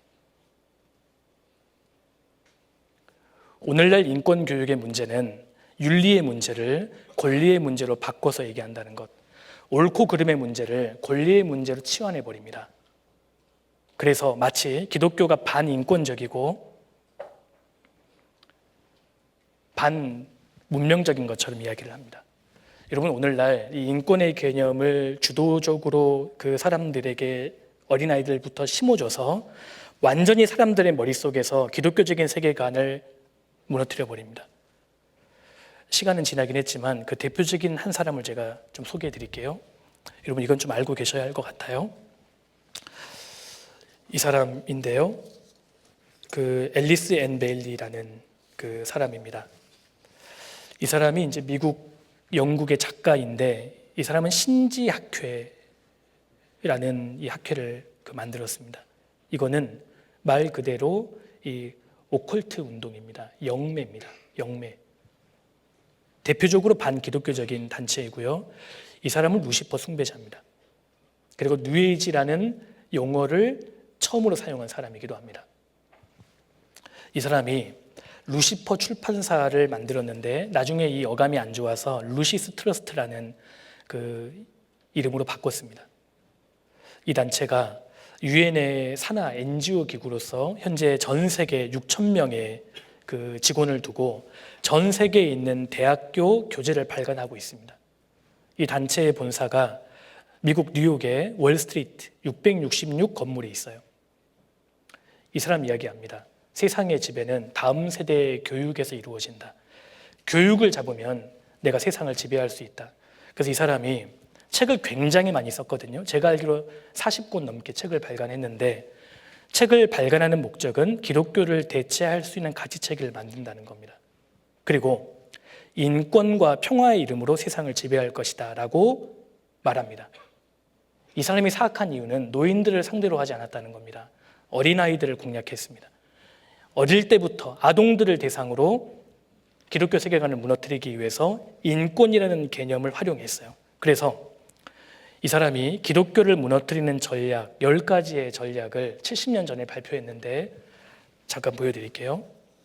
근데 이 전략을 보면 오늘날 각국의 정부나 의회가 추진하고 있는 정책들과 놀라울 정도로 동일합니다. 첫 번째, 교육 시스템으로부터 하나님과 기도를 제거하라. 커리큘럼을 변경시켜서 기독교 문화의 속박으로부터 아동들을 해방시켜라. 교육으로부터 하나님을 제거한다면 아동들은 인생을 직면하는 데 있어서 하나님이 필요하지 않다는 신념을 무의식적으로 갖게 될 것이다. 여러분, 이 사람의 주장대로 그대로 됐잖아요. 1962년부터 미국의 모든 학교에서 성경을 가르치는 시간과 기도 시간을 없애버립니다. 그리고 어떤 학교에서는 그 시간 대신에 뭘로 대체했는 줄 알아요? 초월 명상 시간을 갖게 했습니다. 여러분, 초월 명상이 뭔지 아십니까? 귀신을 접하게 만드는 거였어요. 성경을 배우는 시간을 없애버리고요, 명상 시간을 갖게 했다니까요. 잘못하면은 귀신 들립니다, 그거. 그리고 두 번째로, 아동들에 대한 부모의 권위를 축소시키라.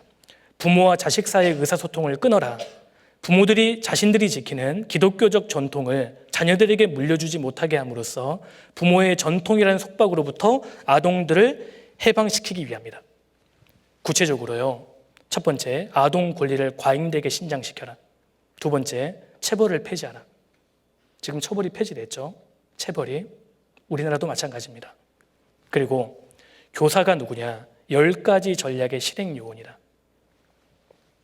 여기 교사들은 아동들에게 너의 부모는 너에게 기도하라거나 성경 읽으라고 강요할 권리가 없다. 너는 너 자신이다. 너 자신의 권리를 갖고 있다. 너 자신을 발견해야 한다. 자기 표출, 자아 실현, 자아 성취 등은 다 즐거운 언어들이다. 너는 그것들을 이루어야 한다. 라고 가르치라고 시킨다는 겁니다. 오늘날 교사들이 이걸 가르칩니다. 실제로. 가장 좋아하는 단어가 뭐예요? 자아 실현이에요. 아이들에게. 여러분, 초등학생들이 오늘날 배우고 있는 교과서인데요. 초등학교 아이들이 배우고 있는 인권이 뭐냐, 제가 읽어드릴게요. 저도 이거 보고 좀 충격을 받았는데요. 이걸 우리 아이들이 지금 배우고 있는 겁니다. 치열하게 얻어낸 나의 권리, 우리의 권리. 여기 나는 내가 원하는 종교를 믿을 수 있습니다. 자기의 권리라는 겁니다. 진로와 생활에 대한 나의 의견을 부모님이 잘 들어줍니다. 그러니까 부모님은요, 아이들을 반드시 잘 들어줘야 되는 의무가 있는 것처럼 무조건 나는 원할 때 쉬고 놀 수 있습니다. 이게 맞다고 생각하세요? 여러분, 초등학교 아이들에게 너는 원할 때 쉬고 놀 수 있어. 부모님이 너한테 공부하라고 하면 그거 인권 침해야. 이 사상을 주입시키는 겁니다. 그러니까 아이들이 계속 반항 기질이 생기는 거예요. 나의 이메일, 일기, 휴대폰 문자 등을 어른들이 마음대로 보지 않습니다. 이게 자신의 당연한 권리라는 것이고요. 이걸 보면 아이들에게 권리와 자유만 강조하고 의무와 책임은 교육시키지 않는 거예요. 타인을 배려하고 존중하는 마음은 전혀 없고 감사하는 마음도 없어요. 이걸 우리 아이들이 지금 배우고 자라고 있는 겁니다. 여기에 교사의 인권도 없고 부모의 인권도 없습니다. 학생들의 인권만 과잉되게 강조하는 겁니다. 여기 아동 학대에 관련된 예방 안내문 보세요. 아동 학대가 뭐냐? 여기 신체 학대, 정서 학대가 있는데 정서 학대 보면 아동에 대한 비현실적인 기대 또는 강요가 정서 학대라는 겁니다. 그러니까 우리 아이들에게요, 너 커서 의사 돼, 너 커서 판사 돼야 된다, 이런 말이 아동들이 느끼기에 비현실적인 기대로 느껴졌다면 아동 학대가 됩니다. 고발할 수 있어요. 부모님도 그 말 못합니다. 더 충격적인 것은 보호자의 종교 행위를 강요하는 것은 정서 학대라는 겁니다. 부모님이 이제 종교도 강요할 수 없습니다. 여러분, 여기 앉아 계시는 우리 형제 자매님들이 부모님의 신앙 때문에 지금 앉아 계신 분들이 많으실걸요? 우리가 얼마나 좋은 영향을 받고 자랐습니까? 근데 이것이 학대라는 겁니다. 학대. 오늘날 아동들에게 종교를 권유하는 것은 정서 학대다. 부모가 교회 가자고 하면 경찰에 신고하라고 가르칩니다. 교사들이. 자, 세 번째, 전통적인 기독교 가정 구조를 파괴하라. 구체적으로 성문란을 조장하라. 젊은 층들로 하여금 혼전 성관계를 유행시키고 자유롭게 관계를 맺고 성을 즐기는 쾌락이 인생 최고의 기쁨이라고 미화시키고 장려하라. 그렇게 살아가는 것에 대해서 긍지를 느끼도록 조장하라. 두 번째, 광고 산업, 미디어, TV, 잡지, 영화 산업을 이용해서 성관계하는 쾌락이 인생의 최고의 즐거움이라고 부추겨라. 네 번째, 낙태를 합법화하고 낙태하기 쉽게 만들어라. 낙태 병원을 세워라. 진료소도 세워라. 사람들이 성의 쾌락을 누리려면 그에 따르는 불필요한 두려움에서 해방되어야 한다. 다시 말해서 원치 않는 임신으로 인해서 그들의 성행위가 회방받지 말아야 한다. 그리스도인들이 말하는 낙태 금지는 우리를 당혹스럽게 하며 이는 우리의 권리를 부정하는 것이다. 아이를 가질지 말지에 관해서 선택할 권리는 우리에게 있다. 여러분, 지금 유럽에 있는 10개 국가에서 조사를 했거든요. 정상적인 가정, 그러니까 한 아버지, 한 어머니 안에서 자란 아동들이 50%밖에 안 됩니다. 가정이 무너지는 겁니다. 5번째, 이혼하기 쉽게 만들고 이혼을 합법화하라. 여기 평생 결혼의 개념으로부터 사람들을 해방시켜라. 기독교적 가치 같은 속박에 얽매이지 마라. 기회는 다시 오지 않는다. 사랑 결합이 생성되면 당신은 다시 한번 인생을 즐기게 될 것이다.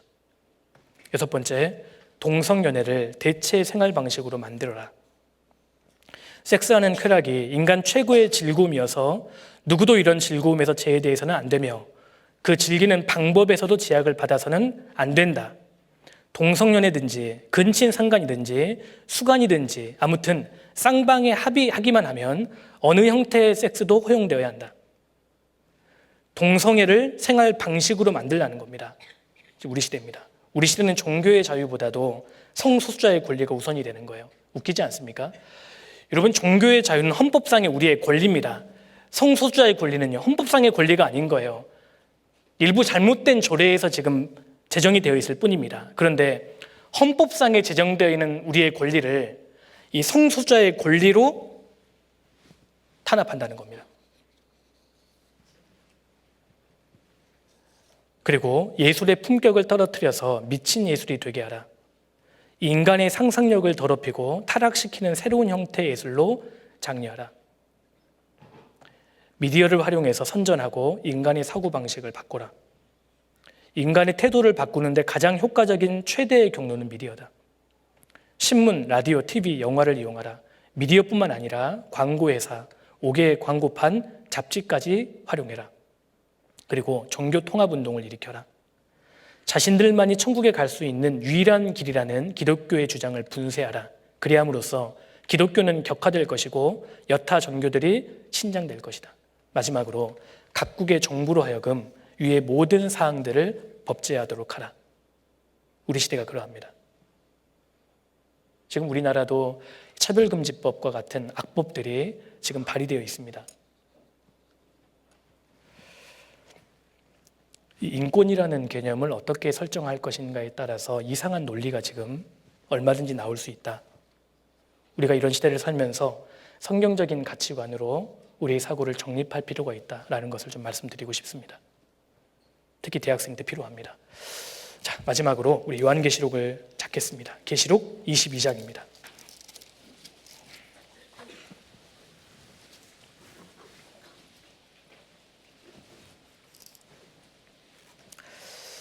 계시록 22장 20절입니다. 20절.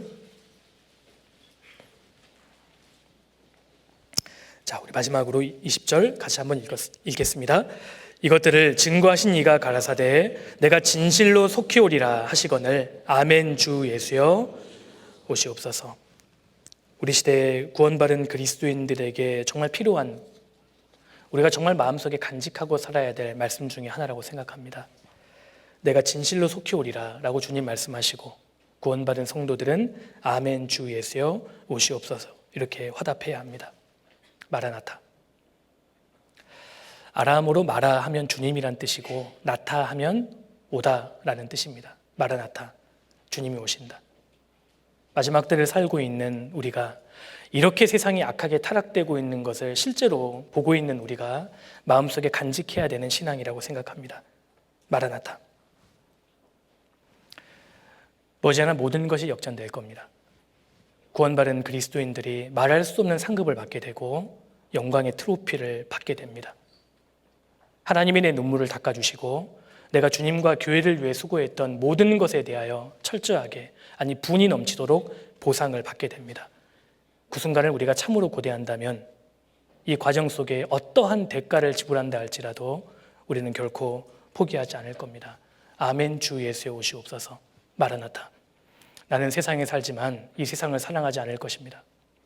세상에 살지만 세상의 노예로 살지 않을 것입니다. 세상의 핍박 속에서도, 험난한 광야 속에서도 나는 주눅들지 않을 것입니다. 나의 삶의 우선순위는 분명합니다. 복음을 전하기 위해서, 오직 주님만을 위해서 나는 모든 것을 포기할 각오가 되어 있습니다. 이게 마라나타의 고백입니다. 마라나타의 신앙을 가진 사람들은 가난해도 비굴해지지 않습니다. 앞길이 막막해도 불안해하지 않습니다. 힘이 없어도 눈치 보지 않습니다. 너무 힘들어도 슬퍼하지도 않습니다. 마라나타를 기억하기 때문입니다. 우리가 마지막 시대에 젊은 나이에 구원을 받고 이 대학생의 시기에 주님을 위해 준비하고 복음을 공부하고 실제로 이 복음을 전하는 것, 이 기회가 우리에게 얼마나 주어질지 모르겠습니다. 곧 있으면 우리가 주님 앞에 서는 것이 현실이 될 거예요. 우리 주님이 곧 있으면 오십니다. 최선을 다해서 우리가 복음만을 위해서 준비하고 이 시기에 정말 주님을 기쁘시게 할 수 있으면 좋겠습니다. 우리가 그 일을 하다가 주님 앞에 서야 할 겁니다. 같이 기도하겠습니다. 하나님 감사합니다. 저희를 구원해 주시고 함께 하시는 이 몸된 교회 가운데 저희를 두셔서 주님 말씀으로 교훈해 주심을 감사드립니다.